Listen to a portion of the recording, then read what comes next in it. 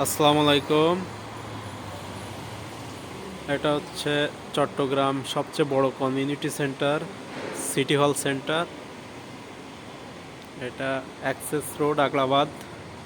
আমরা একটা বিয়ের অনুষ্ঠানে আসছি। এখানে হচ্ছে কনে আর বরের বসার স্থান, অনেক বড়।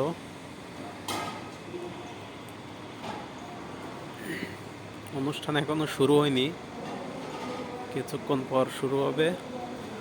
আমরা হচ্ছে কনে পক্ষ।